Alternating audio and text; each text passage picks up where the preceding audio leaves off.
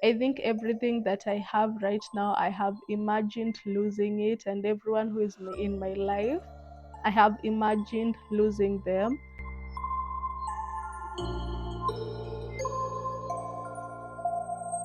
Hello guys, welcome to my channel. If this is your first time coming across a video of mine, welcome here.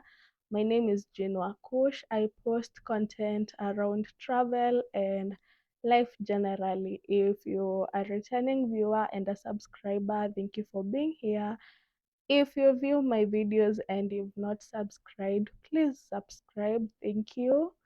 Today I want to talk about therapy, or rather my experience with therapy. A while back, I used to think of therapy as this foreign concept because why are you paying someone so that they can listen to you? What are they going to tell you that you don't already know? Plus, I think I had never been in a crisis that needed me to talk to someone. Plus, growing up, I had not really been talking to people about things. I wasn't even sure about the things that I was feeling. You know, when life is just happening and you're not even taking time to process it, even if you processed it, you don't have the words, like you're just there, you don't know what is happening around you. Then the prices that people were talking about, on average maybe 2,000, 3,000, and that was a lot of money at the time. It still is, because you're supposed to do a session per week. So that means if you're paying 2,000 every week, you're supposed to spend 8,000, and you won't go to therapy for just 1 month. It was such a commitment financially. Plus, you're going to talk to someone, so that means being vulnerable in front of someone. Ooh, it didn't sound easy at the time, and I still don't think it's easy. The thing that pushed me to do therapy is love stroke relationships, because I was dating these people and then I wanted out. So I started wondering, am I the problem? Because the relationships were good on paper, but then for me, it's not it. And if the person tries to explain themselves, it wanna make sense. They're making sense, but it's not what I want. But also, I didn't really know what I wanted, so I decided to go to therapy. And once I started therapy, I think I discovered I also had existential crisis. I didn't like what I was doing, but I also didn't know what I would rather be doing. I looked around the internet for therapists. Then a neighbor of mine has a sister-in-law who is a therapist. She was charging a low price, but it was 1,000 at the time, which was fair compared to the market prices at the time. That time was 2022. I contacted her, but unfortunately, she couldn't be my therapist because we knew each other socially. So she said that will have been a dual relationship. A therapist can't a professional therapist can't be your friend too. Before I talked to her, I had actually started seeing another therapist, but I think we were just not a good fit. We were not a good match. It was off.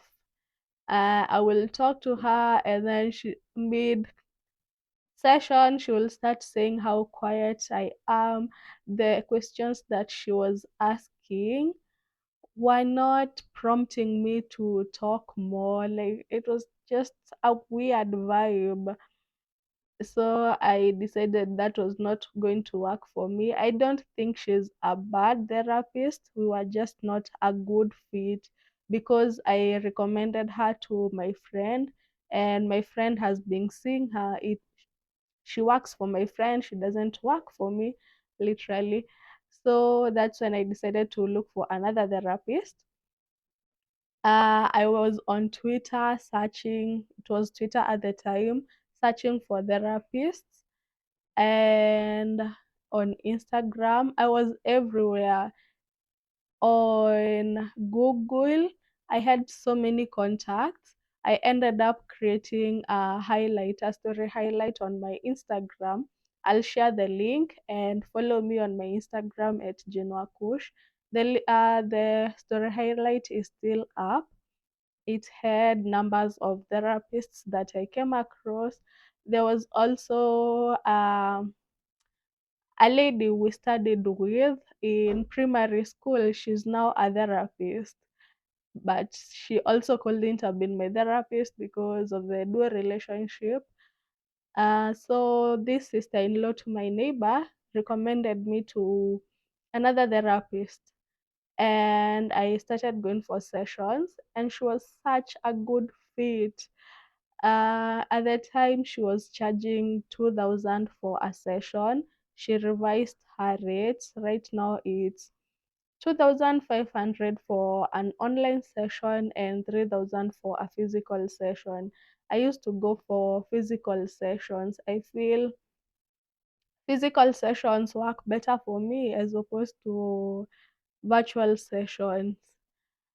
Ideally, I was supposed to go in two times, not two times, one time every week. But a week ends so quickly, so mostly I used to go two times in a month. There are two times in a month, so I will go this week, skip a week, and then go the next week. She was such a good fit. The sessions stand out as I had imagined them in my head from movies. You know, the way people will go into a therapy session and then they end up pouring their hearts and discovering things that had not crossed their minds. That's what I was looking forward to. So, with the new therapist, her name is Daisy, but I have not seen her since last year. When? Last year, January. Yeah, I think last year, January. Since I quit my job because 2,000 per session, that's money. It's not a commitment that I will have maintained financially.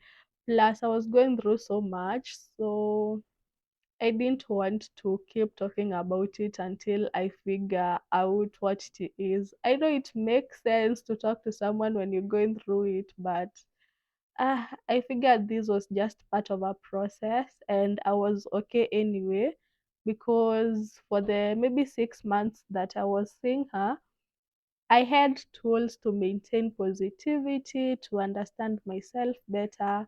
I was okay. I needed to go through it alone. Maybe I will go back this year. I'm still thinking about it. So I did almost 6 months in 2022. And there are things that happened that I didn't see coming. I didn't expect that will happen. First of all, no one says how much you cry in therapy. Okay, people talk about it, but until it actually happens to you, that's when you realize what, like, when you lose control over something and you just have to go with the flow and not do anything, like, wacha tu vitu ziflow. I found myself crying in therapy over things I didn't think I will cry about. Oh, that I didn't see coming. That surprised me. And then I had an aha moment, like a moment when I realized why I do a certain thing the way I do it. Okay, maybe this one I can say. I am so quick to detach from people, to move on from things. I think everything that I have right now, I have imagined losing it, and everyone who is in my life, I have imagined losing them, and I have seen how life can still move on, even after losing those things. I'm able to detach so quickly, And that could be because when I was a kid, I was living with my grandmother, and my mom could will visit once a month, every end month, not every end month, every other end month. So I was excited for her to visit, but then she will come and she will leave. So every time, every end month, I'm eager for her to come. Some she will not come. So I'm eagerly waiting for her to come. She comes, and then it's happy moments, and then she leaves. She comes, she leaves. So I think I found coping mechanism for that, and that was quickly detaching from a situation, and that has been with me. It works to my advantage because I mean, most people in your life, they will disappoint you and you'll need to detach from them at some point. Like the most people will disappoint you. Those that stay around or that you want to stay are just a small percentage. So it's just easier to work with detachment. And for the people that I want around, I have imagined a situation where I will need to detach, but then it has not come up. So we are good. That's a discovery that I made in therapy, and it was interesting to come across that matters relationship, because when I started doing therapy, I was motivated by relationship issues.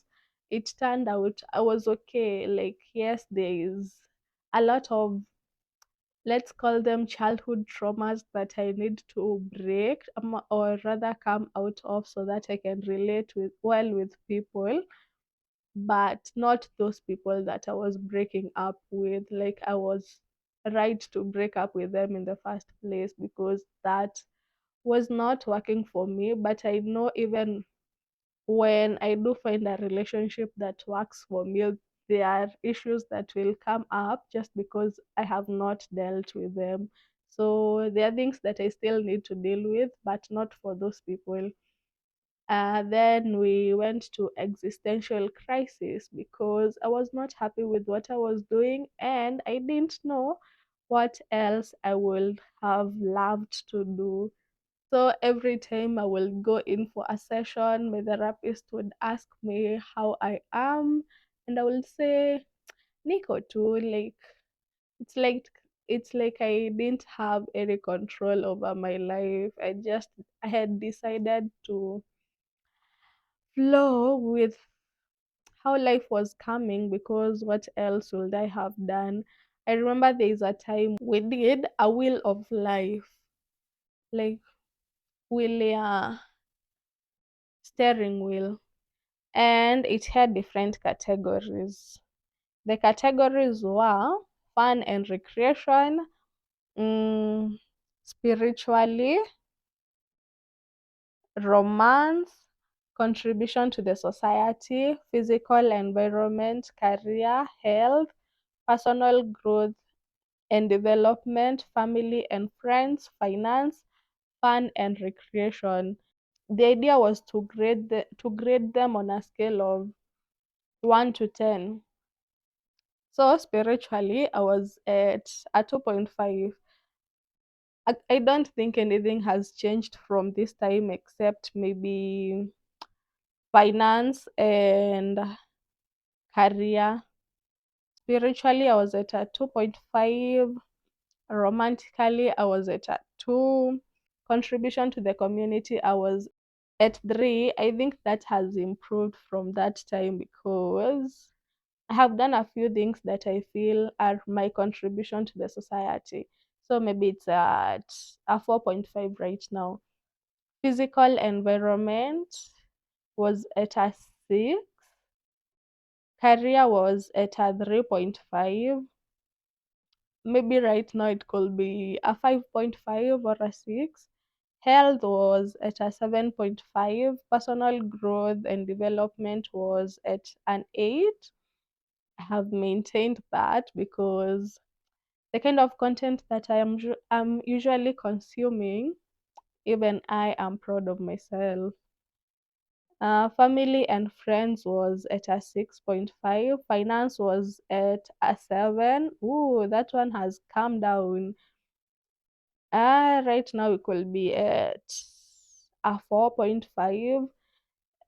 This scale for me is finance versus career. Like I had a job, so I was doing well financially given the circumstance, but on the career section, I didn't like what I was doing. So the option of improving my career would have meant bringing down my finances, and that's what happened to this scale.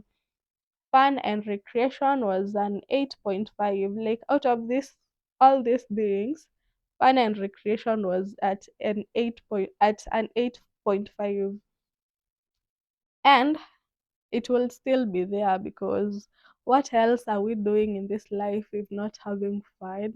It was so nice to do that wheel of life and to discuss it. I was mostly nervous going in for sessions, especially my first session, because I was worried what kind of a therapist would I meet? What if she was also not a good match, and then I would have had to keep looking. And if she was not a good match, that means we would have struggled through the first session. I'm glad she was a good match, but I was also nervous on subsequent sessions because you're going to pour your heart out to someone, and you don't know everything that is going to come out of a session. But also I was comfortable because I knew I was in good hands. Like she's such a good listener. I'm sad that it's been a whole year and I have not been to a session. I don't like how bills come up. Like you're looking for money to meet bills for this month. I like to have the money already so that when the bill comes up, then I'm just doing a minus. So I decided to save for therapy before I even started going. So before I started going, I had like money for 6 sessions. So if I was saving 2,000 every month, I had started saving 6 months in advance. So I was good for 6 sessions. Then that meant every month when I was going for therapy, I would have continued saving, but not for money to be used in that month. It's for money to be used in maybe 3, 4 months to come. So I knew I would have been able to afford therapy for a good 6 months. And right now, that's what I'm trying to do. Like, I'm trying to save up for maybe 5 sessions before I actually start going so that it's not that much pressure for me financially. If I went back to therapy right now, I will heal my inner child. I know that will be difficult because I can't process it by myself. Like, I don't know where I will start or what I would be dealing with. It's so scary, but I know I need to do that if I'm to ever relate with people and even with myself in a wholesome way. When I meet people who are against therapy, I'm tempted to start convincing them that therapy works, but then that's a lot of work convincing someone. Nowadays, I just don't have the energy to convince someone to do something that they don't consider beneficial. But I wish they would realize that therapy is important, or rather, it works, and just admit that they're not ready to do it instead of looking down upon it, because it's a thing. It helps you figure things out.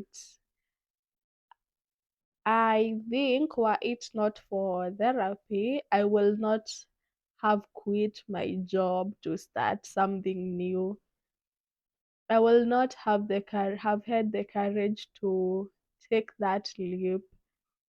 I think in the expressing myself and knowing that I would have been okay either way, I decided to take the leap. Thing is, even my therapist at the time was not for it, not that she was against it, but she wanted me to go through the whole process before actually doing it, just to make sure I was not rushing into making a decision as such a permanent, okay, not permanent, but somehow looks permanent. If you think of it from a scarcity mentality of there are no jobs in Kenya, people struggle to find jobs, you're lucky to have a job. Yeah, I will not have had the courage to do it. And I will not have had such a clear mind to know that I had come to that point in my life. I will leave the details the to my neighbors, sister-in-laws number, so that you can contact her if you need sessions, and to ConvocareKe, who was my most recent therapist, or I would still say is my current therapist. So I'm going back uh, on the description bar. And so I've said she charges 2,500 for virtual sessions and 3,000 for physical sessions. If you say I sent you, you'll get 2,000 on your first session if you're going for a virtual session, and she will charge you 2750 for your first physical session. She has an office along Thika Road at Roasters, and she also has an office in Upper Hill. So I will leave the contact. You can reach out. Note the 2002 750 is just for the first session. Subsequent will be 2,500 for online, 3,000 for physical sessions. So you can reach out to her and tell her I sent you. I'm also going to leave a contact for We Listen. We Listen is a platform that I recently came across.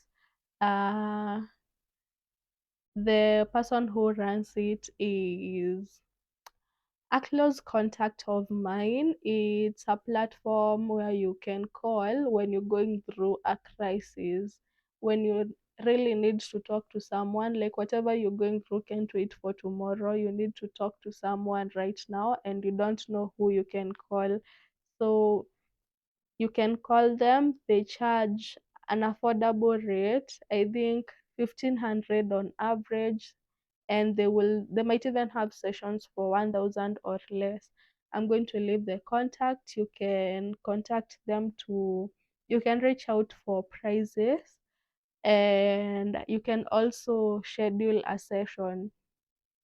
It's not like therapy where you're being taken through an issue for a period of time so that you come to yourself. It's sort of a crisis line, like you need to talk to someone, you're going through something that you think you can't come out of.